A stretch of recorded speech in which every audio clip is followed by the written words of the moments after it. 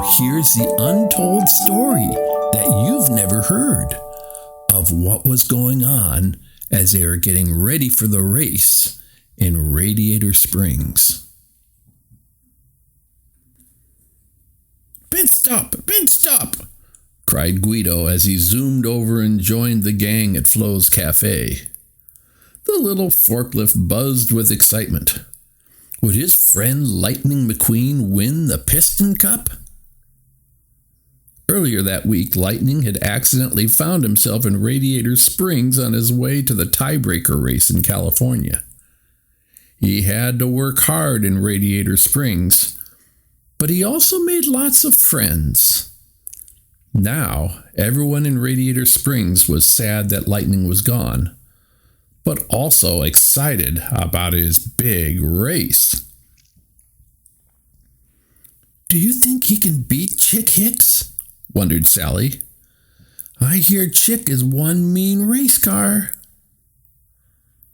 "Lightning can beat anybody, I know it," said Mater.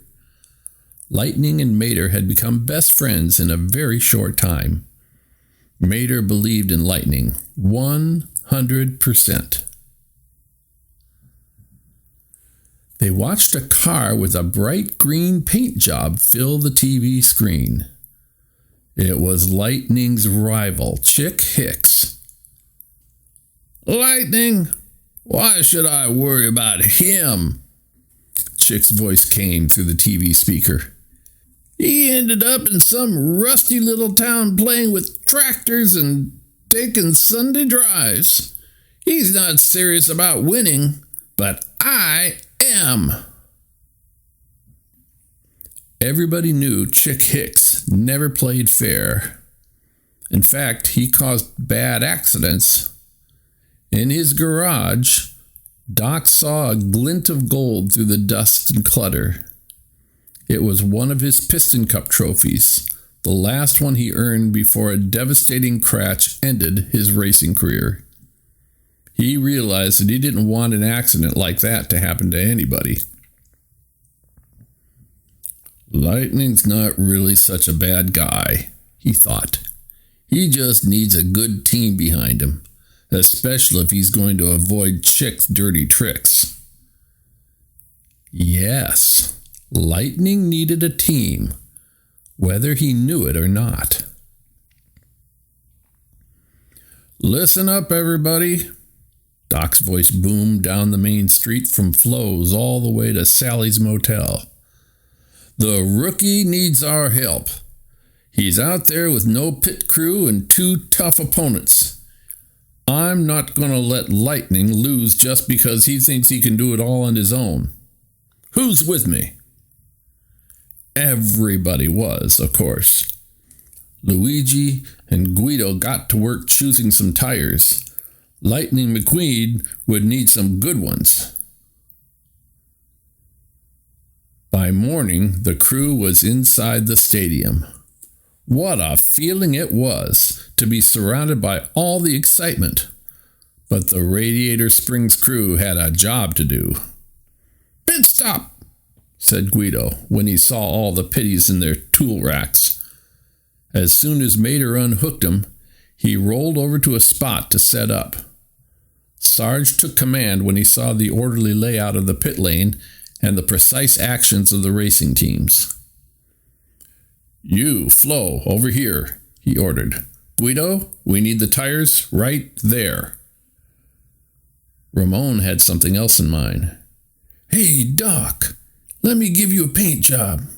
You gotta let these folks know that you're an important car." "Not me," said Doc. "Try snatching up this pit instead. We need to show off our star car, not me." Doc drove over to the other side of the track to check out the other crews. But as he neared Chick Hicks' tent, he overheard something bad. Really bad. "I'm not going to let anyone get in the way of me winning this race today," Chick said to his crew. "If I have to, I'll make the king and that rookie wipe out so fast their tires won't even spin." Doc peeked in and saw Chick wink to his crew. "The cup is mine, boys," said Chick. Doc felt its oil heat up. He couldn't stand for this. It was time to help Lightning, even if it took his last drop of fuel. Could he find Lightning in time to warn him about Chick's evil plans? Doc returned so fast to the group, he almost overheated. "This is what friendship is all about," thought Doc, as Ramon finished painting him. "We are all a family." And then, as a high-octane boost rushed through him, he climbed the crew chief platform, with Ramon's blazing letters freshly painted on his side. Number 51, the fabulous Hudson Hornet. "Look, it's the Hudson Hornet!" cried a car in the stands. The crowd roared and cheered louder and louder. Everywhere, Doc saw a sea of flashing headlights and flying antenna balls. They were cheering for him. Doc was too focused on the upcoming race to smile, but it was clear Doc Hudson was proud to be back, and it felt good to hear the crowds roaring their approval. It was all so exciting that no one in the crowd really cared when Chick Hicks was announced the winner of the tiebreaker race. Instead, they cheered for Lightning as he helped King cross the finish line. They cheered as they watched Lightning cruise on over to his crew chief, Doc, the Hudson Hornet. Yes, indeed, the crowd cheered for the real winners of this race, Lighting McQueen and his Radiator Springs family. Back in Radiator Springs, everybody gathered at Flo's to hear about the race. "Doc and I want to build a racing headquarters near the town," Lightning told Sally. Doc nodded. "It will be a special design, a first-class track that won't spoil our beautiful desert landscape." "A great idea," said Sally, "and it will put Radiator Springs back on the map."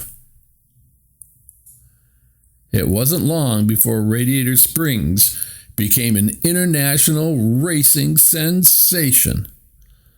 Doc and Lightning sent invitations to race cars all over the world. They came to the town to share tips and techniques on how to become better racers.